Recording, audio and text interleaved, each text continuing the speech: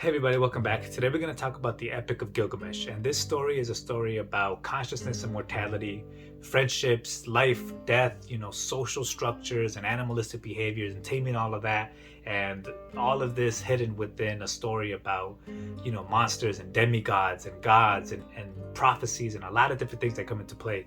And this story is a very important book because it is the oldest epic poem that has ever been discovered. And this story was found in ancient Mesopotamia. And the story begins with a king named Gilgamesh. And Gilgamesh is 2/3 divine. So he's 2/3 God, 1/3 human. And he is the king of a city named Uruk. He is running it very arrogantly. He pushes everyone around whenever he wants to go somewhere. And it's told that when there's a woman in the village that becomes of age, she has to sleep with Gilgamesh when it's time. And so he's the type of guy that just does what he wants when he wants and doesn't answer to nobody. And this kind of starts getting the attention of the gods that are watching from above. They're looking at him and they're going, we got to bring this guy down a notch. So what they do is they devise a plan, and they make a wild man in the wilderness, and his name is Enkidu. And Enkidu was just, born in the jungle, and he was, sleeping with gazelles, fetching for his meat, drinking out of ponds next to, deer, and he's living like an animal. And he doesn't know he's living like an animal, right? He's still unaware of this until a woman goes to visit him in the woods, and she sleeps with him for multiple times over and over again. And she teaches him about the ways of life, and he learns after he sleeps with this woman. He learns about what it is to have the opposite gender, about social constructs, about villages and towns and people and society, and he becomes more human than he is animal at this point.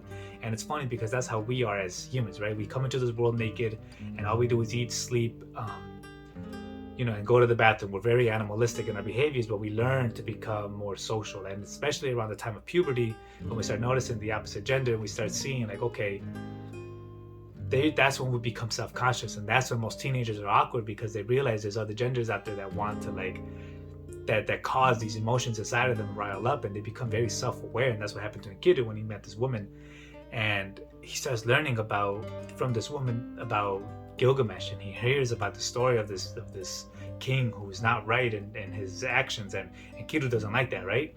He already knows right from wrong. He learned already just naturally, I don't know if it's from the woman or just from his own thoughts, that's not how somebody should behave. So he decides he's gonna go pay Gilgamesh a visit. And there was a boy one time that saw Enkidu, and he was this big strong man, and he went to go to tell Gilgamesh, hey, there's this crazy man beast in the wilderness, and I think he's coming your way. And Gilgamesh was like, nah, nobody scares me. If he comes to my door, let him come to my door.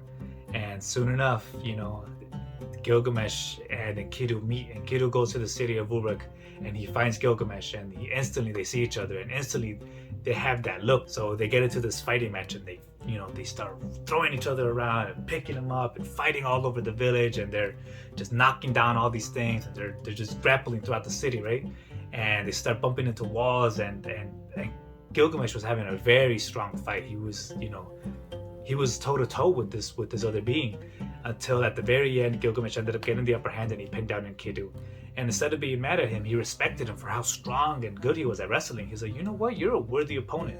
You should be friends from now on. So he, grabbed him by the hand, picked him up, and ever since then, he declared, this man is going to be my close friend. And so now they started doing everything together. Gilgamesh brought Enkidu with everything he did. He's like, come on, we're going to go do this. We're going to go do that. And after a while, though, Gilgamesh started to become bored, because Gilgamesh isn't the type to sit still. He likes adventure. He likes chaos and triumph and conquest and conquering things. And he didn't want to be a king that sat down and just ignored everything. He wanted to be a king that got out there and did things. He wanted to make a name for himself, not let his legacy tell the story. He wanted to make his legacy. So he kept telling Gilgamesh, let's go out and slay some monsters. Let's go out and, do some heroic feats. And then Enkidu kept saying, like, no, let's relax, let's stay indoors, let's just be calm and chill. And Gilgamesh didn't like that. He's like, I would rather die as a hero than to live as a calm, humble king. He's like, I don't want to live as a nobody, but I want to die as somebody. So then Enkidu was like, oh my God. So they go and talk to the councilmen of the city, and Gilgamesh tells them his plan. He tells them, I want to go out and explore, and I want to go out and conquer. And they all don't think it's a good idea, but they couldn't really stop Gilgamesh. He said, I'm going to go do it, okay? So they said, okay. So Gilgamesh tells Enkidu, come on, let's go. And Enkidu said, where are we going? He said, we're going to go fight Humbaba. And Humbaba is this hideous monster who guards the cedar forest, and he hears everything. Anybody that enters the forest, he instantly starts hearing their footsteps and who's approaching. And it says that Humbaba's roar is a flood. His mouth is death and his breath is fire. And so he's just this ugly beast who just is like multi-animal. He has like claws of an eagle and parts of a snake and parts spikes, and he's just everything ugly that you could imagine. And Enkidu and Gilgamesh, they say, okay, let's go. So they start heading over there. But Gilgamesh wants to get the grace of his mother first. He goes and stops by and he introduces Enkidu to his mom. And at first she doesn't want to let them, go. She doesn't want to get the blessing, but she knows her son. She's like, you know what, fine. Since you're in good hands with Enkidu and a friend, I give you my blessing. So he says, okay, let's go. But along the way, it was a long, long journey, but they had to make sure they get there really quickly. So they were, going pretty fast. And along the way, they would stop and make tents because it was a few days journey. And Gilgamesh would go to sleep and he would wake up in like these night terrors. He would wake up with these crazy dreams, and Enkidu would ask him, like, what's wrong? And so these dreams that Gilgamesh had, one of them was that he was wrestling with this bull, and he grabbed it by the horns and he was fighting around and trying to pin it down, and all the commotion that the dust was kicking up under the bull's feet caused the sky to turn dark, and he could no longer see the sun. And Gilgamesh was all beat up. He had a bit tongue, he said, and someone was holding his arm, and he fell back and then he got some water. And Gilgamesh told Enkidu this, and Enkidu was like, that's a good sign. He's like, this is great news. He's like, this stream means that the bull was actually Shamash, the sun god. Shamash was coming to your aid, and he was helping you, fight your way through the journey of life. And so Gilgamesh was like, oh, okay, nice. And the next dream that he had, Gilgamesh said that him and Enkidu were walking through a swamp area, and he seen this mountaintop. It just started tumbling. In some versions, it says the top of the mountain fell off, but part of the mountain fell in the story, and it landed at his feet, and he was stuck. And then he felt like this aura come near him, like this bright light grab him and pick him up and take him out from underneath the rock. And he told that to Enkidu, and Enkidu was like, this is fantastic. And even though Gilgamesh was wary of all of these dreams, he was nervous of every single one. Enkidu kept telling him, these are great dreams. And so Gilgamesh was like, really? How is this one good? And he's like, that's because, we're going to have aid from the gods coming to pick us up and help us. He's like, you're reconnecting with your lineage of your father. And the mountain is symbolic for Humbaba, the monster that we're about to kill. And his head comes off, or a piece of him falls off. And that's the part of him that we kill. And Gilgamesh was like, oh, okay. And then the next time they did this, he had another dream. And this dream was way more dark. This dream, he said that, lightness and darkness fell, and there was thundering clouds, and there was fire all around, and lightning striking, and that it rained down death from the heavens, and he could not see anything. And this one really terrified Gilgamesh, but Enkidu told him, like, let's not jump to conclusions. Let's figure out what these dreams mean together. Man, the funny thing is that you see all of these dreams actually are symbolic of everything that happens in the story. Not exactly as Enkidu says, even though Shamash does come to help out Gilgamesh and Enkidu in the fight versus Humbaba, but you see every single one of these dreams means something similar to the dream that Gilgamesh had in the very beginning of the story when the meteorite fell, and he was in love with the meteorite, and his mom told him that that's actually, you're going to receive a friend pretty soon. And then sure enough, Enkidu comes from the sky, right, from the heavens, lands on earth, and he ends up being, Gilgamesh's best friend, and he's in love, or he loves this, this other being that fell from the heavens, and it actually came true. And all of these dreams themselves also have a deeper meaning. They also, they're foreshadowing what's to come later on in the book. So they finally reach Humbaba. They reach the cedar forest, and they're at the edge, and they start walking in, and they find Humbaba between the trees, and they see the hideous monster.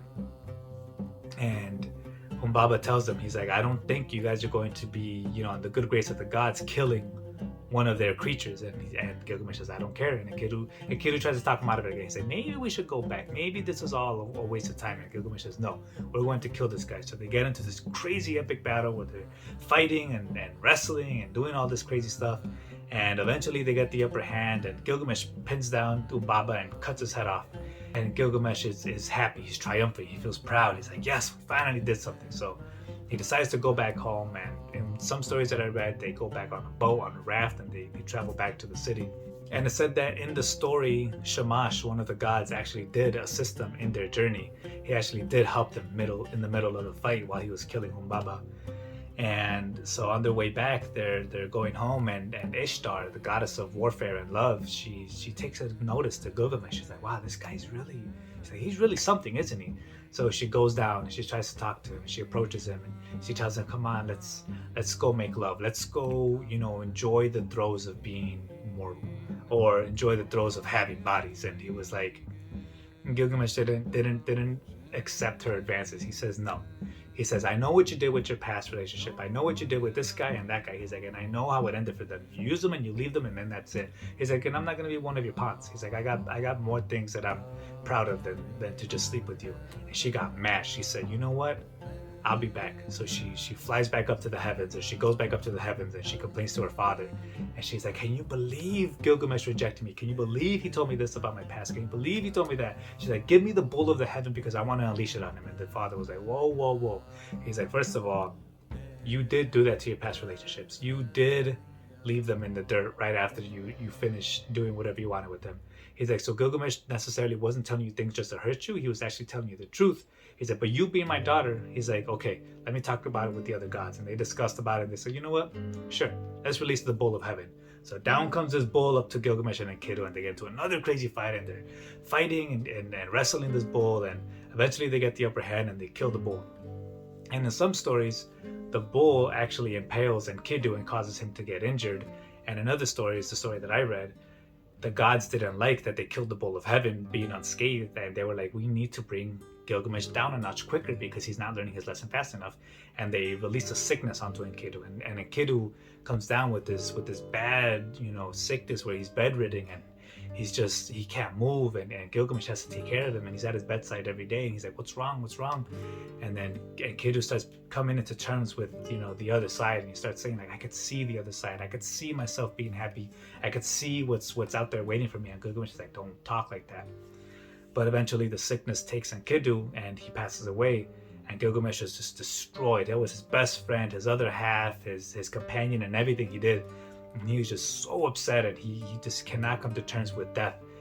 So Gilgamesh, being stubborn and hating death at the moment, he's like, how can I defy death? How can I get rid of death? Because then he started thinking, if my best friend just died, he's like, what's in it for me? He's like, the gods created this man, and I'm part God. He's like, what's going to happen to me? Because in Babylonian mythology, you can die. Marduk, one of the ancestors of the gods, he actually killed another god, Tiamat, I believe. And they actually die in this mythology, like in Norse mythology. Unlike in Greek mythology, where they could get swallowed or impaled every day and grow back their limbs. In this culture, if you die, you're dead. These gods are not immune to death. So Gilgamesh was worried, and he's like, you know what? He started contemplating his life and his soul, and he's like, what's going to happen to me? So he decides he wants to find out how to avoid death, how to be immortal forever. He hears about this man named Utnapishtim. I hope I'm pronouncing it right. Utnapishtim is said to be immortal, and Gilgamesh says, I need to find him. So the king of Uruk starts wandering around, and he hears about his whereabouts, and he goes to a place called Twins Peak. And Twins Peak is guarded at the entrance by these two scorpion beings, and they say, you cannot pass. And Gilgamesh is like, let me pass. Look at me, I'm in rags. I traveled all this way. He's no longer wearing his king's clothes. He's like, I traveled all this way to get to the other side of Twins Peak. And he explains to them his situation, and the two scorpion people, they talk about it, they discuss it, and they're like, you know what, fine, we'll let you through. So they let him through, and he has to travel this long dark path before the sun rises. And Gilgamesh says okay, and he goes, and he's traveling, and he barely makes the time frame by the time he reaches the other side of the tunnel. And on the other side, he sees a beautiful garden and the edge of the ocean, and he sees a tavern. And he goes to the tavern and he starts talking to the lady, and the lady's like, how can I help you? And he wants to find Utnapishtim, the immortal man. And she's like, oh, I know about him. She's like, yeah, sure. She's like, he's immortal. And she was like, you trying to be immortal, she's like, that's not really a good idea. She's like, I think you should, accept what you have, be happy in the life that you've been given, and all the things around you that you can't control, rather than trying to fight for things that you have no control over. She's like, you're fighting an uphill battle. She's like, and I would suggest to you to go back home and to not, pursue this any longer. But Gilgamesh, being stubborn, he says, no, I want to find him. So she says, fine. He has a ferryman. This ferryman comes around and he could take you to where he's at. So he says, okay. He finds the ferryman. They travel on the boat and they go across the water and they reach the shores of Utnapishtim. And once he's there, he starts talking to him, and Gilgamesh, wants to learn his story. He's like, how did you become immortal? What did you do?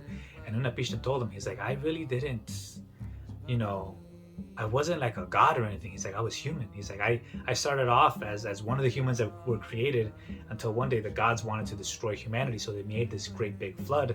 He said, but the god of wisdom came to me and told me, make a boat, put two of every animal in it, put them all in and you'll survive the flood. Land on shore, release the animals, and recreate life. And so that's exactly what he did. He got all the animals, he got his boat, and he survived the flood. And then after that was all over, the gods felt guilty for what they did. They promised themselves to never destroy all of life anymore. And to mend the damage that they've done, they gave Utnapishtim's immortality. Because they said, you will reproduce mankind forever. No matter what our actions are, you will always ensure the survival of mankind. And so they just granted him immortality off of their mistakes. And Gilgamesh was like, oh, okay. And Utnapishtim was like, if you really want to learn about how to be immortal, he's like, I have a test for you. Stay up for 7 days straight. Stay up for 7 days straight. And if you could do that, then you have a good chance of, learning how to be immortal. So Gilgamesh tries that. He tries to stay for 7 days, but he just cannot do it. He can't do it because he's victim to sleep, right? He's still human. He's not perfect. He's not immortal. He's not a god. So he keeps falling asleep. And he tells him, Gilgamesh tells his new friend, he's like, I can't do it. I cannot do it. He's like, okay, well then I have another option for you. There is this plant that grants youth. He's like, go get this plant. And he's like, and use it. And Gilgamesh says, okay, I will. He grabs the plant and he starts to travel back home. But on his way back home, a snake steals the plant, and the snake eats it. And then he sees the snake shedding its old skin and coming out of newer skin. And he's like, wow, that snake just got younger. And it's funny how that's kind of like a creation story of why snakes shed their skin. And so Gilgamesh goes back home, not empty-handed. I was about to say that. He goes back home with so many new thoughts and ideas. He goes back home with a new understanding of life, a new philosophy on mortality, a new idea of what's in the afterlife and how he should live his current life. Because Enkidu wasn't just there to be his friend. Enkidu was there to teach him lessons that he never learned in his life. And they were exact opposites, because Gilgamesh was born divine, and his story starts off with him already arrogant and already owning a city. And he sleeps with any woman, and he doesn't care about anything. He doesn't care about life and death or social structures. Enkidu was actually born in the wild. He knew the rights and wrongs, and he was born from nothing, right? He was born from dirt. And he met one woman, and that one woman changed his life, and he became, so enlightened, and he knew about social and how to be a good person, and how to have morals and respect and honor and all these things that Gilgamesh never learned. So they were each other's exact opposite halves. He was a yin to his yang, and he wanted to, well, he didn't want to, but he ended up teaching him more about life than anyone could ever teach him. And in a way, Enkidu was like the shadow side of Gilgamesh, and he needed to meet him in order to be a whole, because there was like two halves, and once they finally met, they were like one person. And he taught him so much about everything that he needed to know. And Gilgamesh became a new king. He became calm and humble and nice to his people, and he was just so different after that. And Gilgamesh was actually worshipped. If you look into ancient Babylonian gods, you could actually see that Gilgamesh was actually worshipped with statues, and people praised him. And so I think him being either two parts divine, or this story having such a big impact, made such a huge splash in the people. And they really saw him as this great king. And there is a city named Uruk. And when I first read this story, I honestly didn't think Enkidu was real, and I thought maybe Enkidu was just a fragment of his imagination. Maybe he was a made-up being that the gods gave to him, right? These were just all of his attributes, that he was from the wilderness and he had very high morals. But maybe he was just like a shadow figure, or a figment of his imagination that came into being and it changed his life forever. And he kind of, in a way, when he died, a part of Gilgamesh that was arrogant died too, because that went with him, because he was so attached to Enkidu that when Enkidu died, he took that part of Gilgamesh with him. And I just kept thinking that was more of a metaphor being than an actual physical being. And I just thought this book was really good. Like it really hit a lot of ideas of what is a hero. You know, they having the divine intervention, the struggles of life, struggling with their mortality, you know, the coming back home journey, and all this other stuff that Joseph Campbell would have been drooling over. And I just think it's so great that this book is the first epic poem, and it has so many great ideas and metaphors, and it just ended up being a fantastic book, and it's really not long at all. So if you want to read it, I really suggest you do. And this book was actually found in stone tablets in different pieces, and they were inscribed, and they really found a lot of, you know, parallels to this in the Bible, like Noah's Ark and Utnapishtim, who, you know, survived the Great Flood by making two of every animal. So you could kind of see how this story already started making cultural differences once it was, you know, back then, you know, when it was founded, probably spread word of mouth and made other stories start to emerge. And I just think it's really great. If you're really into mythologies, if you're really great into epic poems, if you're really into history too, I think it's a great book to figure out. It's one of my favorites of all time. I read it really quickly, and I think you guys would really enjoy it. So if you guys have any comments, concerns, questions, or things I should have brought up that I didn't, or, you know, your view on the book, let me know. And thanks for watching.